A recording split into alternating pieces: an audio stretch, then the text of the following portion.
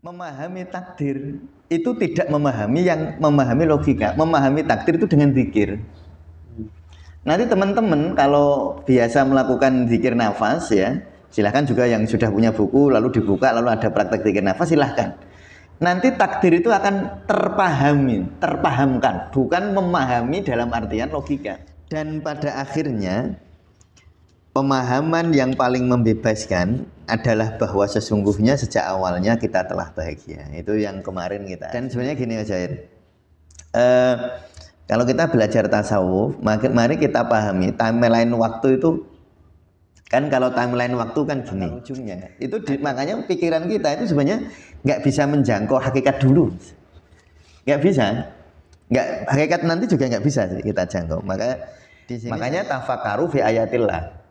Nah, kalau kita memandang Allah sebagai objek itu kayak gitu. Jadi, nah iya, Allah itu kita objekkan, kita pikir zatnya. Nah itu siap-siap debatnya. Kalau ilmu kalam nggak bisa, filsafat nggak bisa. Ya tapi debat boleh, silahkan debat sampai santai. Mantek-mantek malah. Iya, memang nggak akan santai. Dan itu akan jadi perdebatan abadi. Tapi itu asiknya ilmu, Mas.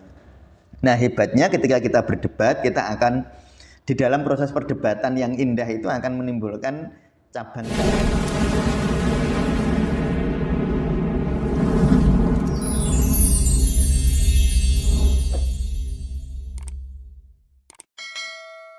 Assalamualaikum warahmatullahi wabarakatuh. Waalaikumsalam warahmatullahi wabarakatuh. Kali ini di ngaji panduan praktis zikir nafas. Ya. Baik, sebelum kita melanjutkan ngaji panduannya hari ini, kembali lagi saya sampaikan pengumuman dari admin Tasawuf Indonesia mengenai promo buku panduan praktis zikir nafas ini. Seharga 300.000 hanya sampai akhir Oktober ini. Jadi bagi teman-teman yang berminat dan sanggup dan berkenan membeli, jangan dipaksakan kalau nggak bisa membeli. Jangan dipaksakan. Kemarin soalnya ada yang tanya juga. Nah, jika ingin membeli buku praktis panduan zikir nafas, akan mendapatkan gratis electronic book, buku pemecahan masalah secara sufi. Akan mendapatkan gratis electronic book. Dan jika ada yang berkenan untuk membeli buku pemecahan masalah secara sufi dengan bentuk fisik seperti ini, akan mendapatkan diskon khusus. Begitu. Baik, hari ini kita akan melanjutkan di halaman ke-6 ya, Pak? Ya, halaman 7. Halaman halaman 7 ya. Halaman 6. Ya. Silakan Pak. Ya, baik, saya lanjutkan ya. Silahkan yang sudah punya bukunya ya dibuka halaman 7. Ya tadi benar tadi Mas Jawa ya. Jadi kalau yang memang tidak belum bisa membeli tidak perlu dipaksakan. Karena nanti justru akan menimbulkan stres baru ya. Ya itu nanti jadi problematis Mas ya. Jadi orang itu paling bagus itu kalau membeli sesuatu itu dengan sukacita. Jadi sukacita. Nah, kalau sukacita maka la in syakartum la azidanakum. Rumusnya itu begitu. Jadi kalau dipaksakan yang muncul itu justru menambah rasa bahwa aku itu loh nggak berdaya gitu. Aku kurang gitu. Nah nanti sifat-sifat materialistisnya malah tambah. Nah itu nanti malah terjebak di dalam lingkaran-lingkaran rasa victim, apa namanya Mas? Playing victim ya. Nah itu aku nggak berdaya, aku nggak punya, ya usah. Jadi kalau nggak beli ya nggak apa-apa ya sudah itu. Nggak masalah. Nanti kalau nggak beli pun bisa mengikuti ngaji ini ya. Ya kalau mau praktekkan juga boleh. Jadi tidak harus mempunyai buku untuk praktek juga ya. Jadi tidak perlu dipaksa, itu saya kira pesan yang saya ingin tegaskan kembali. Nah, saya akan yang sudah punya buku silahkan ya di halaman 7 paragraf kedua ya, dan pada akhirnya itu ya. Ya baik, saya baca kembali.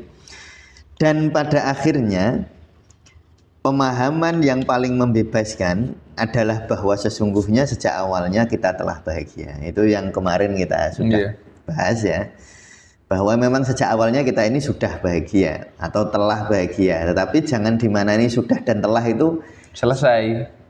Terus hilang, enggak. Yeah. Jadi telah itu ya sampai hari ini dan sampai kapanpun sebenarnya kita itu bahagia. Dan sebenarnya gini Mas Jair, kalau kita belajar tasawuf, mari kita pahami timeline waktu itu, kan kalau timeline waktu kan gini, ada dulu, ada sekarang, ada nanti, itu kan timeline ya. Biasanya kalau kita belajar NLP gitu, kita disuruh membuat timeline waktu kita. Ya, timeline itu dulu, lalu sekarang, lalu nanti, itu 3 waktu yang dipahami oleh logika. Nah, waktu di dalam tasawuf, kalau kita bilang telah, itu bukan telah dulu seperti past tense itu, bukan past tense kalau dalam bahasa Inggris, bukan. Kalau bahasa Arab bukan fi'il madhi, bukan. Tetapi dulu yang nggak ada awalnya, gitu loh. Dulu yang nggak ada awalnya, nanti yang nggak ada akhirnya. Karena kalau di dalam benak kita kan selalu pertanyaannya begini, dulu kan ada yang mendahului, yang mendahului ada yang mendahului, itu kan akan pangkal ujungnya nggak ada itu, nggak ada pangkal ujungnya. Itu makanya pikiran kita itu sebenarnya nggak bisa menjangkau hakikat dulu, nggak bisa, hakikat nanti juga nggak bisa sih kita jangkau. Maka di sini saya ingin sampaikan bahwa kalau di sini saya tulis sesungguhnya sejak awalnya kita telah bahagia, itu jangan dimaknani dulu dalam makna timeline waktu logika ya. Tapi dulu yang nggak ada awalnya memang, dan memang nggak bisa dipahami secara logika. Memahaminya lewat zikir. Nah, memahaminya lewat zikir. Nah, itu yang saya harus tegaskan. Dan memang akan selalu, kalau kita menggunakan pikiran, akan selalu kita berada di dalam perdebatan itu. Dan nggak apa-apa juga debat. Silahkan, tapi siap-siap untuk tidak mencapai kesimpulan gitu. Ya, jadi kalau itu diperdebatkan, kita nggak akan nyampe kepada kesimpulan. Sehingga kalau ada namanya Mas Jair pernah dengar ya, tafakkaru fi ayatillah wala tafakkaru fi dzatillah ya. Jangan berpikir tentang zat Allah, berpikirlah tentang ayat-ayatnya Allah. Itu memang pikiran itu nggak boleh sampai ke zat. Nggak boleh, nggak bisa. Misalnya kita bahas gini, Allah itu sebab dari segala sebab. Nah, ini gitu ya. Nah, pikiran pasti akan bertanya, lah yang menyebabkan Allah siapa? Karena pikiran tuh nggak mau berhenti. Iya kan? Yang menyebabkan misalnya Mustamir ada karena bapak ibu. Bapak ibu yang nyebabin siapa? Mbah yang nyebabin siapa? Nah, akhirnya nyebabin yang paling kausa primanya siapa? Oh, Allah. Tapi pikiran itu walaupun kita nyebut itu sebab yang nggak ada sebab, tetap tanya. Karena di benak pikiran waktu itu selalu ada yang mendahului. Nah, itu ya. Makanya tafakkaru fi ayatillah. Nah, kalau kita memandang Allah sebagai objek itu kayak gitu. Jadi, nah iya, Allah itu kita objekkan, kita pikir zatnya. Nah, itu siap-siap debatnya nggak selesai. Maka di dalam ilmu kalam, misalnya Mu'tazilah, Jabariyah, bahas takdir, bahas ini, nggak selesai-selesai kalau dibahasnya dengan pikiran, dengan logika. Maka ini mungkin nanti ini jadi hub yang penting ya Mas Jair ya. Memahami takdir itu tidak memahami logika, memahami takdir itu dengan zikir. Nanti teman-teman kalau biasa melakukan zikir nafas ya, silahkan juga yang sudah punya buku lalu dibuka lalu ada praktek zikir nafas, silahkan. Nanti takdir itu akan terpahamkan, bukan memahami dalam artian logika. Itu kan bahasan-bahasan. Coba bahas takdir itu kan dua mazhabnya kan Mu'tazilah sama Jabariyah kan. Yang satu semua tergantung Allah, yang satu enggak, ikhtiar manusia yang itu kalau di logika kan enggak selesai Mas. Nah, selesainya kalau sudah zikir. Makanya yang bisa memahami dalam tanda petik ya Mas Jair, memahami takdir itu para sufi. Kalau ilmu kalam nggak bisa, filsafat nggak bisa. Ya tapi debat boleh, silahkan debat sama santai. Malah ente malah. Ya memang nggak akan ente, dan itu akan jadi perdebatan abadi. Tapi itu asiknya ilmu Mas. Nah hebatnya ketika kita berdebat, kita akan di dalam proses perdebatan yang indah itu akan menimbulkan cabang-cabang bunga-bunga yang indah. Nah itu kalau perdebatannya indah. Sayangnya debatnya sering nggak indah. Nah jadi itu ya. memahami, kalau kita ingin memahami secara logika yang kita pahami ayat. Tapi kalau kita ingin memahami zatnya Allah tidak dengan logika, dengan berzikir. Nah itu. Nah sekarang kita lanjutkan ya. Ini tadi itu pembuka yang sangat penting saya kira untuk dipahami. Sehingga kebahagiaan bukan hasil pencarian. Nah ini nanti ya. Ini pemahaman yang sangat membebaskan, Mas. Maksudnya membebaskan itu artinya akan memerdekakan kita tidak dibelenggu oleh materi. Jadi gini, sehingga kebahagiaan bukan hasil pencarian, tetapi hasil dari kesadaran melalui zikir yang hakiki. Jadi ini perlu diulang-ulang. Ini di bab pendahuluan ini kan saya ulang-ulang terus. Zikir itu bukan memahami sesuatu. Nah, sesuatu di luar ya. Zikir memahami diri. Jadi zikir itu bukan mencari, Mas. Zikir itu bukan pencarian. Kalau pencarian itu egoistik. Saya ingin mencari sesuatu yang di luar. Zikir itu tidak mencari, sudah ada. Saya kasih penyederhanaan ya. Ya mungkin nggak setuju dengan penyederhanaan ini boleh. Zikir itu hanya menyadari tok, nggak mencari. Kalau mencari nggak ketemu, dia di sini, kumpul cari kemana-mana. Nah makanya kebahagiaan tidak bisa diperoleh dengan pemikiran. Kebahagiaan diperoleh dengan zikir, bukan mikir, gitu ya. Jadi kebahagiaan itu dengan zikir, karena kalau mikir itu selalu ada objek.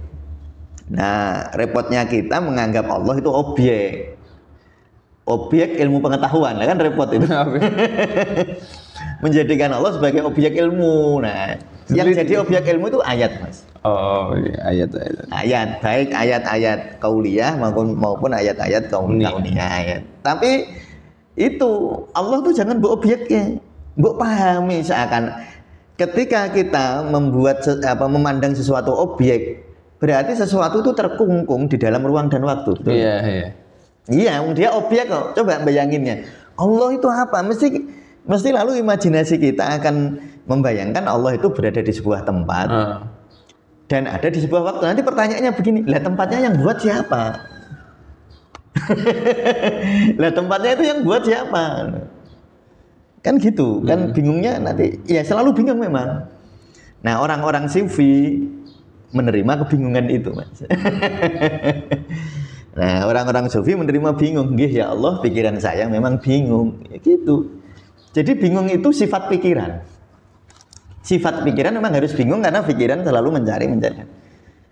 Nah makanya kalau Mas Zawahir itu mengandalkan pikiran, ya siap-siap diombang-ambingkan gitu. Ya sudah, makanya kalau saya beragama harus pakai logika aja, harus pakai berpikir. Ya sudah, ya siap-siap bingung gitu aja. Uang itu udah pilihannya kok. Ya nggak apa-apa juga sih. Itu kan makanya kalau kita lihat sejarah-sejarah misalnya yang paling tertulis rapi kan Imam Al-Ghazali, man. Al-Ghazali kan dulu filosof, pemikir ya kan.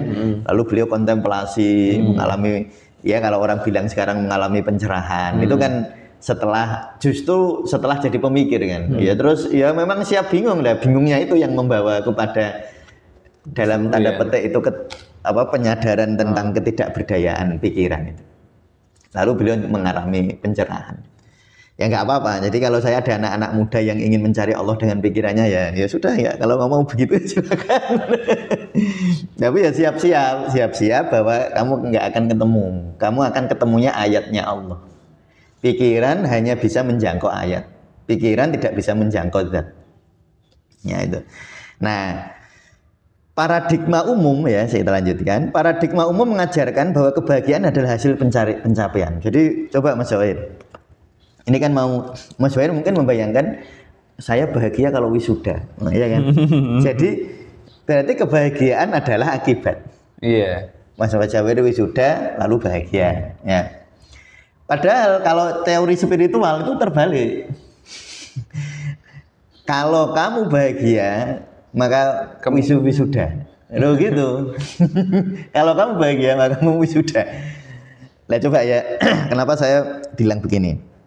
Coba lihat ayat-ayat Al-Quran. Ayat Al-Quran misalnya, la in syakartum la azidannakum. Syukur dulu baru ditambah. Loh, kualitas batin dulu. Bukan kalau kita secara logika kan bersyukur itu kan kalau ada nikmat. Iya kan? Kalau ada nikmat saya bersyukur gitu. Nah, padahal di ayat Al-Qur'an, kamu syukur dulu nikmatnya ditambah. Orang-orang berpikir kalau nikmat saya tambah saya bersyukur. Loh, kebalik. Ya, makanya hukum spiritual itu hukum kebalikan dari logika dalam konteks memaknai hal-hal yang langsung berhubungan dengan amrnya Allah. Ya, nanti kita bahas tentang amr ya suatu ketika nanti. Ya, jadi kebahagiaan itu bukan hasil pencapaian, Mas. Jadi Mas Jawahir kalau merasa begini, aku bahagia kalau begini dan begitu, berarti Mas Jawahir yang dicari kesenangan ya, bukan kebahagiaan. Lalu merasa itu bahagia. Lalu Mas Jawahir kecanduan kesenangan, nggak terasa. Oh, nanti jadi Mas Jawahir bergerak sangat aktif. Pada akhirnya kayak HP digunakan terus hang. Tapi hang itu bagus ya Mas, saatnya restart. Ya saya berani bilang begitu karena dulu pernah saya. Nah, saya hang kayak nggak berfungsi, diapa-apain nggak bisa itu hang. Hang itu kan gitu ya Mas, iya betul ya. Hang itu kan di time nggak bisa gerak. Nah, akhirnya restart. Ya alhamdulillah restart jadi malah membersihkan membersihkan batin. Kita berkeyakinan bahwa setelah kita mendapatkan sesuatu, misalnya uang, pasangan, promosi, jabatan, barulah kita akan bahagia. Walik. Dan yang pakai logika memang begitu, Mas. Karena logika manusia itu, logika tidak bisa memahami kebahagiaan, Mas. Karena kebahagiaan itu pengalaman ruhaniah, bukan pengalaman logika. Ya ini memang itu nanti hal-hal semacam itu nggak bisa dijelasin, tapi bisa dirasakan. Makanya sering kalau di dalam para mursyid, para guru itu, ora usah takon, dilakoni wae. Kan sering, ya tentu, banyak. Ya tentu ada hal-hal Mas Jawahir yang harus dipikirkan, betul. Hal-hal logika ya kita pikirkan. Misalnya kita ini mau podcast ya kita mikir lah tempatnya di mana. Terus pakai ini bajunya kira-kira pantas apa enggak gitu ya. Nah nanti ini videonya banyak kualitas yang mana yang dipakai, itu kan memang mikir. Dan itu sudah seharusnya, makanya Allah memberi kita pikiran. Tetapi ada hal yang kita nggak bisa pahami dengan pikiran, yaitu tentang kebahagiaan itu. Jadi kebahagiaan itu sebab ya Mas, dia bukan akibat. Berbahagialah, maka Mas Jawahir akan sukses. Ya, jadi berbahagialah. Makanya kunci kesuksesan nanti itu di samping kita mengasah pikiran kita juga harus masuk ke dalam zikir kita. Ya, karena kalau untuk bahagia itu zikirnya. Kalau pikiran kita berpikir itu tanda syukur, Mas. Oh, dikasih pikiran, yang ngasih pikiran kan Allah. Yeah. Ya dipakai lah. Iya kan? Kan bersyukur. Jadi kita itu berpikir adalah sebagai manifestasi rasa syukur. Misalnya Mas Jawahir dikasih tangan, apa rasa syukurnya? Tangan digunakan untuk kebaikan kan gitu ya. Untuk menyingkirkan duri-duri di jalan, membuang sampah pada tempatnya tangan. Mas Jawahir punya mata digunakan untuk membaca ayat-ayat Allah, baca Al-Qur'an kan gitu. Jadi bersyukur itu kan menggunakan sesuatu sesuai dengan peruntukannya gitu. Yang baik ya, karena punya pikiran ya digunakan mikir lah, syukuri. Jadi berpikir itu bukan untuk mencari kebahagiaan, nggak bisa Mas. Berpikir jangan untuk mencari kebahagiaan ya ini. Ya itu berpikir bukan untuk mencari kebahagiaan. Berpikir itu manifestasi dari rasa bahagia sebenarnya. Saya bahagia maka saya berpikir loh. Kalau nggak bahagia kadang pikirannya. Makanya cepat. Gini, ada orang yang berpikir karena manifestasi rasa bahagia, itu berpikirnya unik loh. Mas Jawahir itu pernah ya kreatif itu ya mungkin ya, lah betul. Nah itu saya mau nyebut gitu tadi itu. Jadi orangnya jadi kreatif Mas Jawahir. Jadi kreatif, kalau dalam bahasa otak dia masuk ke gelombang theta dan delta. Jadi ya mungkin teman-teman bisa ngikuti ya tentang gelombang otak setiap hari Rabu. Nanti saya jelaskan konsep-konsep ilmiahnya. Jadi beta atau berpikir gelombang beta itu harus selalu ada, nggak boleh nggak. Tetapi dia nggak boleh dominan. Kalau dia dominan, pikiran itu mencemaskan. Nah, itu orang berpikir yang tidak diberi ruang zikir. Jadi zikir itu sebuah ruang, pikiran itu dinamika di ruang itu. Nah, ya, jadi berpikirlah karena bahagia. Bahagia dulu, baru berpikir. Jangan berpikir untuk cari kebahagiaan. Berpikir untuk cari kesenangan. Misalnya ini Mas Jawahir berpikir caranya ngedit gimana untuk mencapai view yang lebih banyak. Itu seneng Mas. Dan boleh, halal. Ya memang digunakan untuk itu, pikiran itu. Jadi Mas Jawahir, ini biar dibuat video wah dengan apa namanya 4K. Nah, dibuat lebih jernih. Lalu nanti begini. Nah, itu Mas Jawahir melakukan itu semua kan dengan pikiran. Pikiran fungsinya mencari kesenangan. Ya, biar view-nya banyak, biar subscriber-nya nambah, biar bukunya ada yang beli dan lain sebagainya. Itu pikiran. Dan memang digunakan untuk itu. Coba seneni, itu pikiran memang untuk itu. Tetapi sebaiknya Mas Jawahir saya melakukan ini semua sudah bahagia dulu. Ini sudah itu jangan dimanani dulu lah. Pokoknya tadi yang dari awal harus dipahami. Nah, kalau Mas Jawahir ruang berpikirnya adalah zikir, ya, ruang mikir ada di dalam zikir, maka mikirnya Mas Jawahir nanti unik. Karena Mas Jawahir itu kayak ini Mas Jawahir. Jadi kayak cepat sekali itu berpikirnya itu. Cepat, indah dan kreatif, kadang-kadang nggak terduga. Kadang-kadang nggak terduga. Nah, itu ya. Jadi kuncinya tadi Mas Jawahir, kebahagiaan bukan hasil dari suatu pencapaian. Kebahagiaan adalah bukan hasil, kebahagiaan adalah sebab dari suatu pencapaian. Jadi berbahagialah. Maka riyadhah paling penting itu riyadhah bahagia. Makanya saya sering kalau Mas Jawahir dengar saya doa itu. Saya itu doa kan ya ini soal subjektif ya, nggak harus ditiru. Tapi saya itu kalau berdoa itu ya seneng ya Allahumma antas salam wa minkas salam wa ilaika ya'udzus salam. Ya Allah, engkaulah kebahagiaan itu, dari engkau kebahagiaan itu, kepadamu kebahagiaan itu. Itu kan saya ingin menyadari tentang kebahagiaan saya sendiri. Jadi kebahagiaan bukan pencarian ya, penyadaran Mas. Nah, kebahagiaan itu bukan pencapaian tapi penyadaran. Nah, baik. Ya mungkin kali ini kata-katanya agak membingungkan oleh logika kita. Kalau bingung tuh begini Mas. Nah, ini saya kasih tips ya. Kalau teman-teman sedang membicarakan suatu hikmah, misalnya baca Al-Hikam. Al-Hikam itu kan kadang-kadang bahasanya rumit. Bukan rumit ya, karena dia pakai aforisme, pakai simbol-simbol itu nggak mudah dipahami. Atau Sirul Asror itu pakai bahasanya kan ini. Itu caranya begini, itu kalau saya ya. Pejamkan mata, lalu biarkan semua tubuh rileks. Lalu menyadari tentang berterima kasih itu kepada Allah, nanti rileks Mas. Nah, kalau rileks, kita menjadi rileks, menyadari kebahagiaan, itu tiba-tiba terpahamkan. Ya itu ya. Dan nanti ini gini juga. Nanti kalau dengar gini nih enggak, wah ini kata-katanya Pak Mustamir membingungkan, dan saya maklum sekali kan banyak komentar ini membingungkan. Ini kan saya banyak baca komen. Karena belajar begini memang membuat pikiran bingung. Nah, yang beruntung adalah ketika bingung langsung rendah hati, nanti diberikan pemahaman oleh Allah.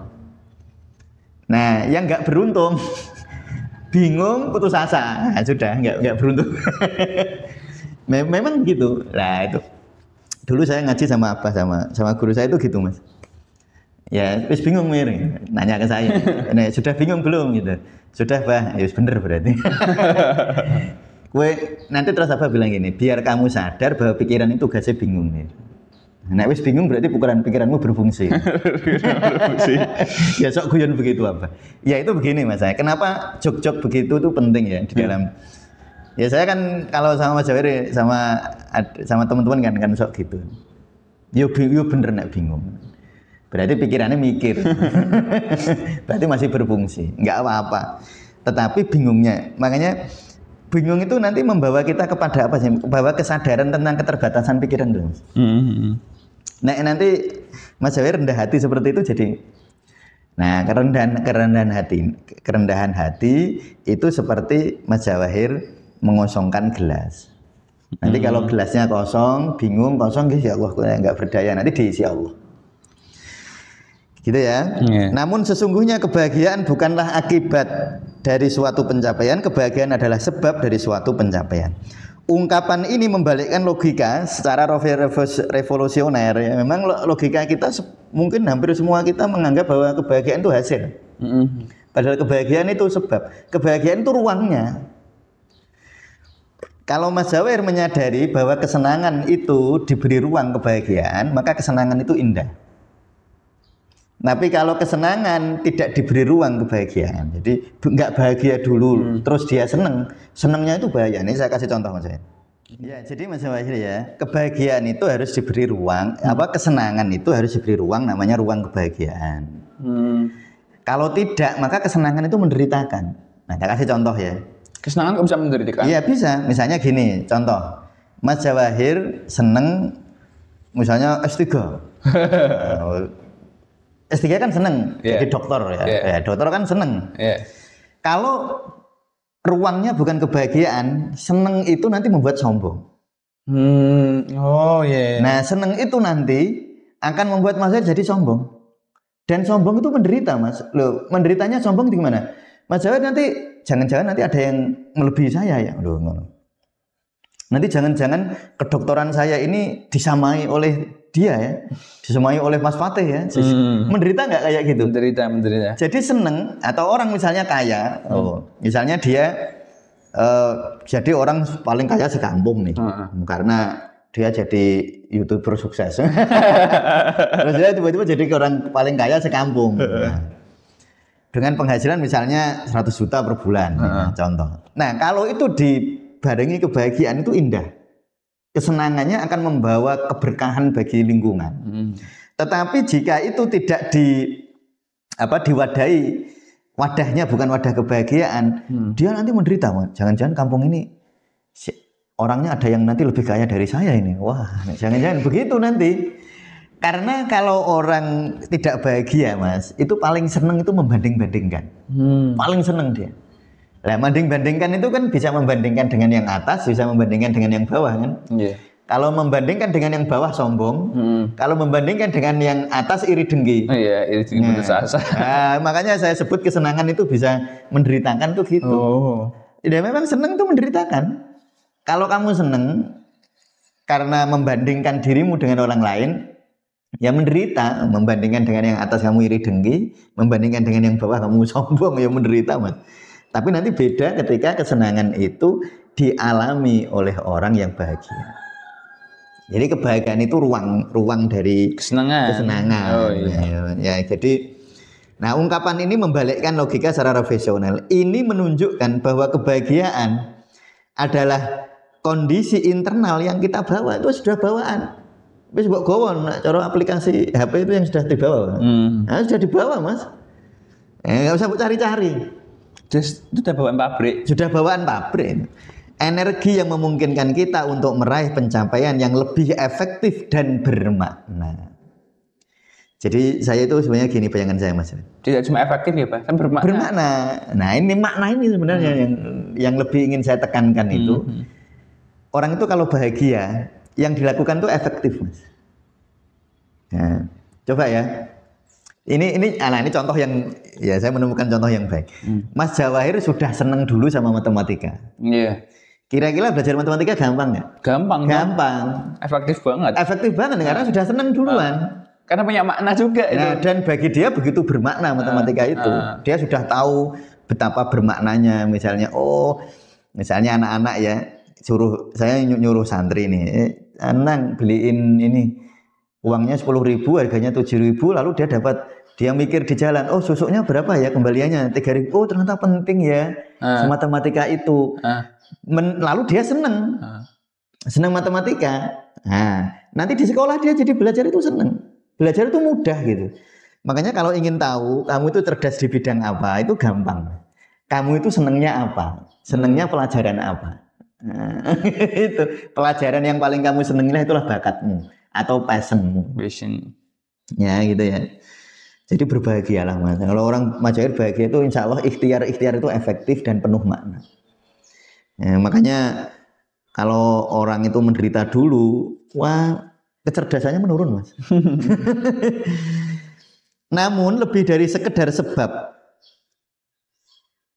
Namun kebahagiaan sejati adalah kondisi alami dalam diri sejati kita yang sudah ada sejak awal. Seperti udara. Nah, ini saya memberi analoginya itu ya. Seperti udara yang selalu ada di sekitar kita, Mas. Orang pun bukan udara nanti, enggak perlu. Kebahagiaan sejati selalu ada di dalam diri, hanya saja seringkali tertutup oleh pikiran, ekspektasi dan identifikasi yang keliru. Yang keliru itu yang apa coba? Kita menganggap bahwa pikiran akan menghasilkan kebahagiaan. Itu ekspektasi yang keliru, Mas. Pikiran itu menghasilkan kesenangan, bukan kebahagiaan. Kepikiran. Dan mencari kesenangan itu halal, boleh. Boleh. Terus jangan nanti tasawuf dianggap menjauhi dunia. Enggak, ya itu tugas pikiran, Mas. Tugas pikiran itu memang ingin mencapai sesuatu, dan ketika sesuatu itu tercapai maka kita akan seneng, ya, bukan bahagia. Nah, jadi penutupnya begini, Mas Jawir, ya, di 2 paragraf ini, bahwa kebahagiaan bukan hasil dari suatu pencapaian. Kebahagiaan adalah sebab dari suatu pencapaian. Nah, silahkan teman-teman, hikmah apa yang penting bagi kita dari pembicaraan kita kali ini adalah berbahagialah. Nah, maka kamu insya Allah hidupmu akan lebih mudah. Ya, saya kira gitu, Mas Jawir, untuk hari ini. Baik, hari ini saya tutup dengan kuota sekian sudah tadi. Oh iya. Oh, Ustaz Jiko jatahmu. Terima kasih. Assalamualaikum warahmatullahi wabarakatuh. Waalaikumsalam warahmatullahi wabarakatuh.